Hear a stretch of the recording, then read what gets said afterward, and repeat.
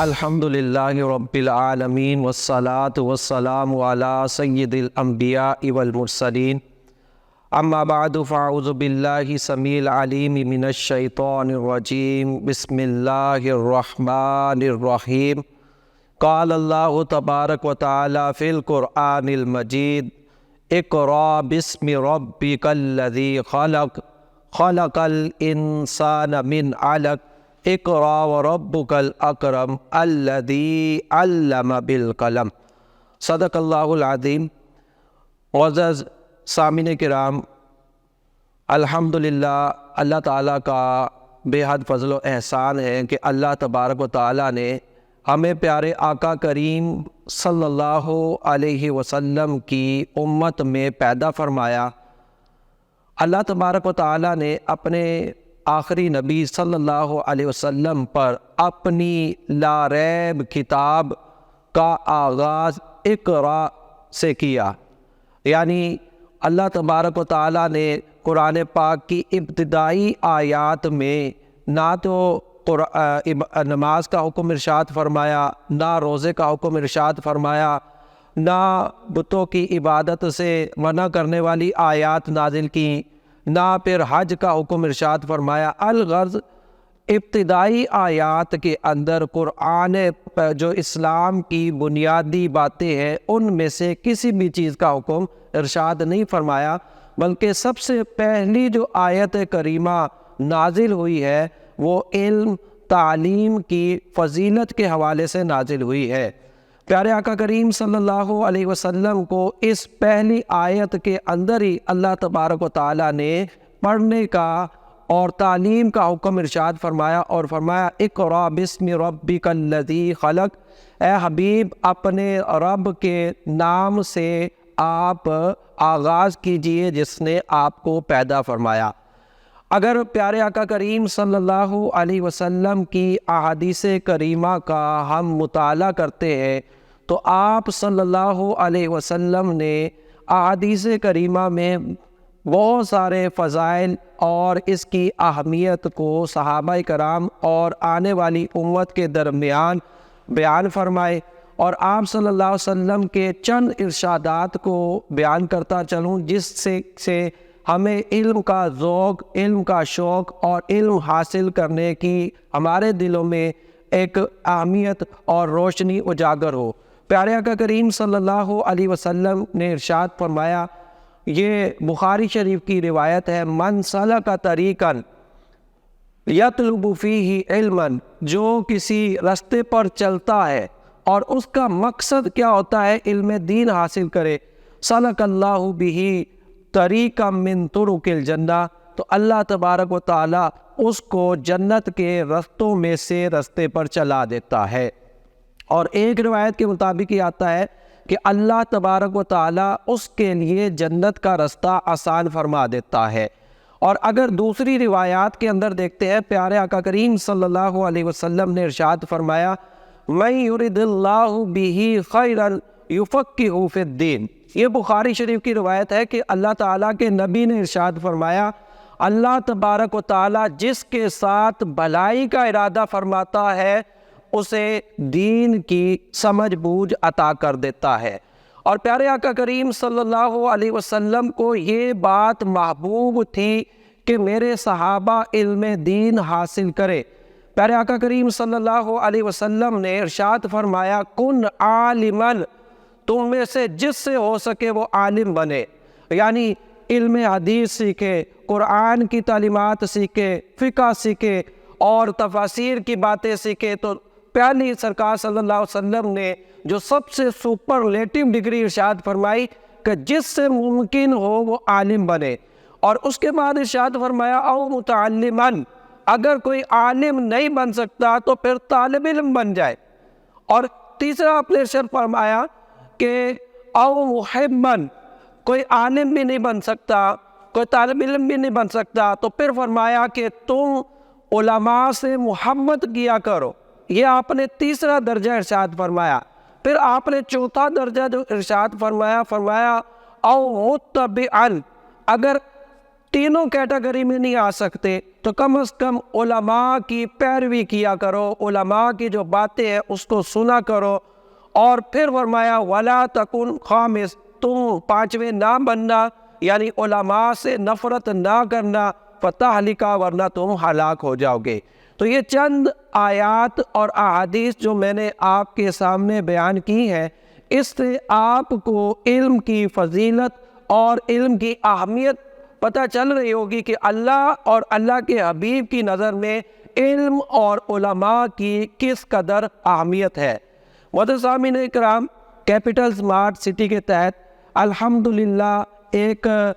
اپنی تاریخ کا منفرد پروگرام شروع کیا جا رہا ہے جو کہ علم میراث سے متعلق ہے۔ جس طرح اسلام کے اندر عبادات، معاملات، نماز، روزے کی پابندی اور اس پر عمل کی تلقین ملتی ہے، اسی طرح اسلام میں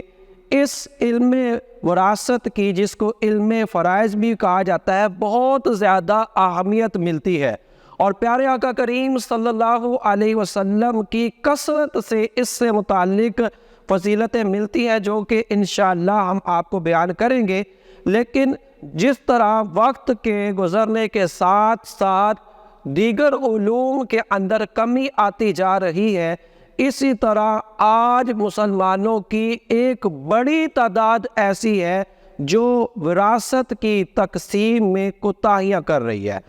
اور اسلام چونکہ ایک کامل اور اکمل دین ہے، یہ ہر شخص کو انصاف مہیا کرتا ہے، چاہے بوڑھا ہو یا جوان، مرد ہو یا عورت، بچے ہو یا بوڑھے، الغرض زندگی کے تمام شعبہ زندگی سے تعلق رکھنے والے تمام افراد کے لیے اسلام عدل اور انصاف کا درس فراہم کرتا ہے۔ اسی طرح اگر وراثت کے علم کو لے لیجئے تو پیارے آقا کریم صلی اللہ علیہ وسلم اور اللہ تبارک و تعالی نے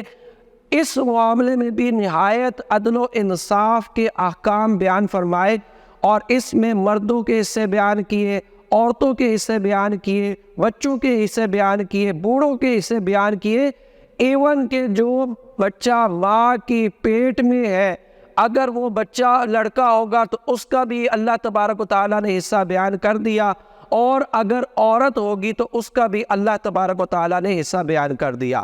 تو یہ الحمدللہ سلسلہ وار ہمارا علم میراث پر ایک پروگرام شروع کیا جا رہا ہے۔ اس میں آپ کو شروع سے لے کر آخر تک میراث سے متعلقہ تمام مسائل بیان کیے جائیں گے، اور جب آپ اس پروگرام کو مستقل اور ریگولر سنتے رہیں گے تو انشاءاللہ آپ لوگ میراث کے مسائل خود حل کرنے پر قادر ہو جائیں گے۔ تو سب سے پہلے ہم شروع کرتے ہیں۔ آج کا جو ہمارا پروگرام کا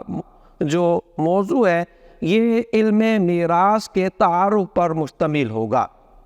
کہ علم میراث کیا ہے۔ تو علم میراث کی تعریف بیان کی گئی ہے کہ وہ علم ہے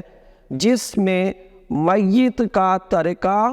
اس کے شرعی ورثاء کے درمیان تقسیم کرنے کا طریقہ معلوم ہوتا ہے، اس علم کو علم میراث کہتے ہیں۔ یعنی میراث کے اندر آپ یاد رکھیے کہ ہمیں یہ پتہ چلے گا کہ شرعی ورثاء بنتے کون کون سے ہیں۔ ہر شخص وارث نہیں بنتا، بلکہ ورثاء کی خاص ترتیب ہے جو کہ انشاءاللہ ہم آپ کو اگلے پروگرام میں بیان کریں گے۔ اور پھر جب آپ وارث پہچان لیں گے تو وارث پہچاننے کے بعد ہم یہ بھی بیان کریں گے کہ کس وارث کو کب کتنا حصہ ملتا ہے۔ یہ اس پورے علم میں آپ کو اس چیز کی آگاہی فراہم کی جائے گی۔ جہاں تک اس علم کا موضوع ہے، ہر جو بھی دنیا جہاں کا علم لے لیجئے، اس کا کوئی نہ کوئی موضوع، اس کا کوئی نہ کوئی ٹاپک ضرور ہوتا ہے۔ مثال کے طور پر آپ میڈیکل لے لیجئے تو میڈیکل کا جو موضوع ہے وہ انسان کا بدن ہے، اور اس بدن پر ہونے والی جو بیماریاں ہیں اور ان کے جو علاج ہے، یہ سارا اس کا میڈیکل کا موضوع بن جاتا ہے۔ جو سائنس کے علوم ہیں اس کے اندر بعض اوقات ایٹم سے بحث کی جاتی ہے اور دیگر چیزوں سے بحث کی جاتی ہے، تو علم میراث کے اندر ہمارا جو موضوع بنے گا وہ یہ بنے گا کہ میت کا ترکہ کیا ہوگا اور اس کے شرعی ورثاء کیا ہوں گے۔ ان دونوں کی جو حالتیں ہیں ہماری یہ موضوع ہمارا ہوگا۔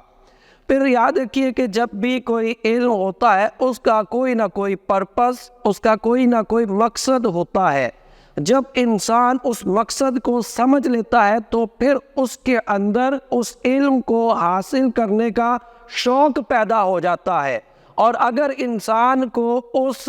علم کا مقصد، اس کی غرض، اس کے مقاصد معلوم نہ ہو تو پھر ہو سکتا ہے کہ انسان کے اندر اس علم کو حاصل کرنے کے ذوق و شوق پیدا نہ ہو۔ تو علم وراثت کا جو مقصد صرف یہ ہے کہ مستحق افراد تک ان کے حقوق پہنچا دیے جائیں اور ترکے کی تقسیم میں شرعی غلطی سے بچا جائے، یہ اس کا مقصد ہے۔ کیونکہ بعض اوقات ایسا شخص کو حصہ دے دیا جاتا ہے کہ جو وارث نہیں بن پا رہا ہوتا، اور ہم سمجھتے ہیں کہ وارث بن رہا ہے، اور معاملہ یہ ہے کہ دنیاوی علوم کے حصول کے لیے تو ہماری مستقلاً کوششیں ہوتی ہیں، ہم اپنے بچے کو اسکول بھیجتے ہیں، کالج بھیجتے ہیں کہ وہ دنیاوی تعلیم حاصل کرے، لیکن دین حاصل کرنے کے لیے اور اللہ تعالیٰ کے فرمان پر عمل کرنے کے لیے، کوتاہی سے بچنے کے لیے علم حاصل کرنے کی ہمارے اندر آج کے دور میں ذرا برابر طلب نہیں۔ اسی وجہ سے ہمارے معاشرے کے اندر بہت ساری بے اعتدالیاں پائی جا رہی ہیں۔ تو اس فن کا خاص مقصد یہ ہے کہ مستحق افراد کو ان کے حصے پہنچا دیے جائیں اور ترکے کی تقسیم میں کسی قسم کی غلطی نہ رہے۔ اب ہم جب احادیث کریمہ کا مطالعہ کرتے ہیں تو پیارے آقا کریم صلی اللہ علیہ وسلم نے اس علم کے حاصل کرنے، اس کی جستجو کرنے اور اس کو پھیلانے کے بے شمار فضائل بیان کیے ہیں۔ پہلی حدیث جو میں آپ کو بیان کرتا چلوں، پیارے آقا کریم صلی اللہ علیہ وسلم نے ارشاد فرمایا تعلموا الفرائض وعلموها الناس۔ پیارے آقا کریم صلی اللہ علیہ وسلم نے ارشاد فرمایا علم فرائض سیکھو اور اس کو سکھاؤ، فَإِنَّهَا نِصْفُ الْعِلْمِ، کیونکہ یہ نصف علم ہے۔ تو اب اس حدیث سے آپ کو علم وراثت کی اہمیت پتہ چل رہی ہوگی کہ انسان کی اگر ہم حالات کو ڈیوائیڈ کریں، تقسیم کریں، تو ہمارے پاس دو طرح کی حالات آتے ہیں۔ ایک انسان کی زندگی کے احوال ہیں اور اس سے متعلقہ شرعی مسائل ہیں۔ تو اس زندگی کے اندر انسان نماز پڑھتا ہے تو نماز کے مسائل ہیں، وضو کرنا ہے نماز کے لیے تو وضو کے مسائل ہیں۔ اسی طرح جب رمضان شریف آ جاتا ہے تو پھر اس میں رمضان کے روزے رکھے جاتے ہیں تو رمضان کے مسائل ہیں۔ کسی پر اللہ تبارک و تعالیٰ نے اس کو استطاعت دی ہے، مال دیا ہے، طاقت دی ہے، تو پھر اللہ تبارک و تعالیٰ نے اس میں سال پہ ایک مرتبہ زکوٰۃ فرض کر دی ہے، تو زکوٰۃ کے اپنے مسائل ہیں، حج کے اپنے مسائل ہیں۔ اسی طرح انسان اپنی زندگی میں ایک دوسرے کے ساتھ باہمی تجارت کرتا ہے، تجارت کے اپنے مسائل ہیں۔ تو الغرض یہ کہ ایک کچھ مسائل انسان کے وہ ہیں جن کا تعلق انسان کی زندگی کے ساتھ ہے، تو ان کو آدھا علم قرار دیا، اور کچھ مسائل ایسے ہیں جن کا تعلق انسان کے مرنے کے بعد ہے، ان تمام مسائل کو آدھا علم قرار دیا۔ تو اس سے علم وراثت کی اہمیت اور اس کی ضرورت پتہ چلتی ہے کہ یہ اس قدر اہم ہے کہ اس کو آدھا علم قرار دیا گیا ہے۔ اب اس کو آدھا علم قرار دیا ہے، لیکن ہمارے معاشرے میں، ہمارے کلچر میں، ہمارے اسلامی ممالک کے اندر اس علم کو سیکھنے کا رجحان نہیں ہے۔ تو الحمدللہ کیپٹل سمارٹ سٹی آپ کی سہولت کے لیے یہ سلسلہ شروع کر رہی ہے، اور آپ ہمارے پروگرام کو مستقل طور پر دیکھتے جائیے گا۔ انشاءاللہ یہ پروگرام آپ کے لیے بے حد مفید ثابت ہوں گے۔ ایک دوسری حدیث پاک ہم علم وراثت کی اہمیت پر بیان کرتے ہیں۔ یہ حدیث ابن ماجہ کے اندر ہے اور حدیث نمبر 2719 ہے، اور اس کے راوی حضرت ابو ہریرہ رضی اللہ تعالیٰ عنہ ہے۔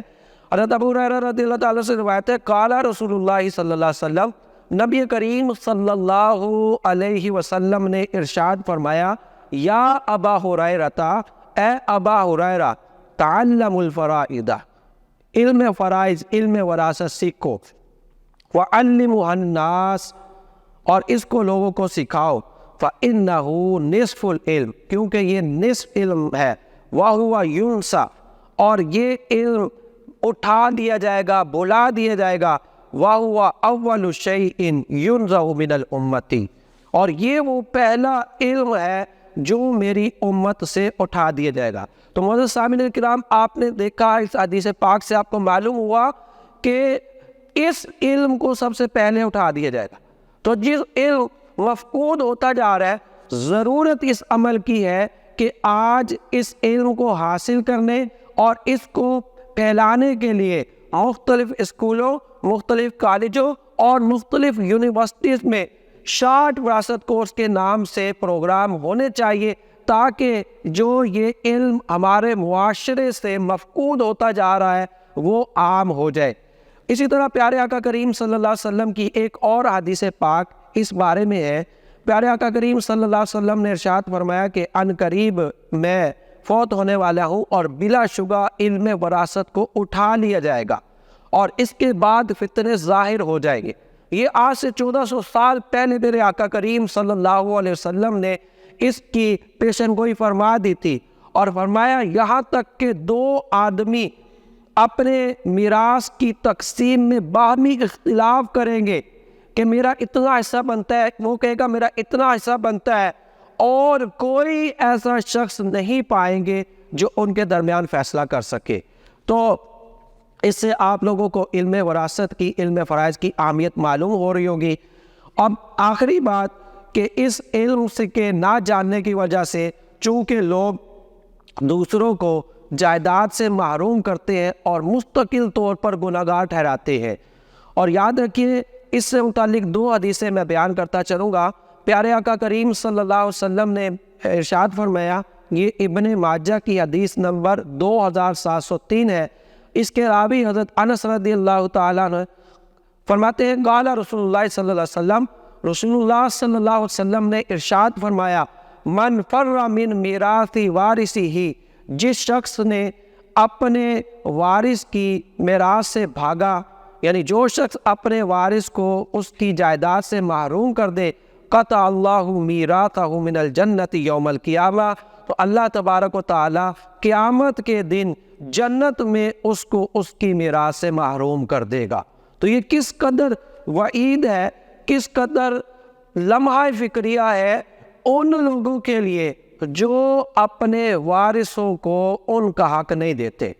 تو اب دنیا میں اگر کسی نے کسی کا حق مار لیا تو اللہ تبارک و تعالیٰ پھر جنت میں اس کو اس کی میراث سے محروم کر دے گا۔ تو ان لوگوں کو غور کرنا چاہیے جن کی بہنیں ان سے حصہ مانگ لیتی ہے، تو برادری والے، جائیداد برادری والے، قبیلے والے اس عورت سے رشتہ ختم کر دیتے ہیں، حالانکہ اللہ کے نبی نے فرمایا کہ اللہ تعالیٰ نے ہر ایک کے حصے مقرر کر دیے۔ اب جو جس کے حصے پہ سے بھاگے گا اللہ تبارک و تعالیٰ جنت میں اس کو اس کے حصے سے محروم کر دے گا۔ تو اب جو یہ فخریہ کام کر رہے ہیں وہ دو طرح سے اپنے لیے جہنم خرید رہے ہیں۔ پہلی بات تو یہ کہ وہ اس کو اس کی جائیداد سے محروم کر رہے ہیں، اس اعتبار سے بھی وہ جنت سے محروم ہو گئے، اور دوسری بات یہ کہ وہ قطع رحمی کر رہے ہیں، یعنی رشتہ داری کو توڑے۔ اور پیارے آقا کریم صلی اللہ علیہ وسلم نے ارشاد فرمایا، جو رشتہ داری توڑے گا وہ جنت کی خوشبو بھی نہیں پائے گا۔ اور ایک اور روایت میں بیان کرتا چلوں، پھر ہمارے پروگرام کا وقت ہو گیا ہے۔ پیارے آقا کریم صلی اللہ علیہ وسلم نے ارشاد فرمایا، من اخذ من الارض شبرا بغیر حق، جو اپنے مسلمان بھائی کی زمین کا ایک بالشت حصہ بھی ناحق دبا لے گا تو اللہ تبارک و تعالیٰ توفق من سبع اراضین، اس زمین اور ساتوں زمینوں کی اتنی مقدار ہی اس کے گلے میں توق ڈالے گا، اور کہا جائے گا کہ اب اٹھاؤ۔ تو پیارے بھائی غور کیا، آج ہم 100 کلو کا وزن نہیں اٹھا سکتے تو اگر انہی ایک بالشت کے بدلے 7 زمینیں ہمارے گلے میں ٹوک ڈال دی گئی تو پھر ہم اس کا وزن کیسے اٹھا سکتے ہیں؟ تو معزز سامعین کرام، آج کا یہ جو ہمارا لیکچر تھا، آج کا یہ جو ہمارا موضوع تھا، علم وراثت کی اہمیت، اس کی ضرورت، اور معاشرے میں جو اس علم کا فقدان پایا جا رہا ہے اس فقدان کو ختم کرنے پر مشتمل تھا۔ انشاءاللہ ہمارا یہ سلسلہ جاری رہے گا۔ آپ کیپٹل سمارٹ سٹی کا جو چینل ہے اس کو دیکھتے رہیے، انشاءاللہ اس طرح کی مفید پروگرام ہم آپ تک پہنچاتے رہیں گے۔ ہمارے لیے بھی دعا کریں، ہم آپ کے لیے بھی دعا کریں گے، اور آپ کے جو شرعی مسائل ہوں وہ آپ ہم تک بھیجیں، خاص طور پر علم وراثت سے متعلق ہم آپ کو ان شرعی مسائل کا حل بیان کریں گے۔ وَمَا عَلَيْنَا إِلَّا الْبَلَاغُ الْمُبِينُ۔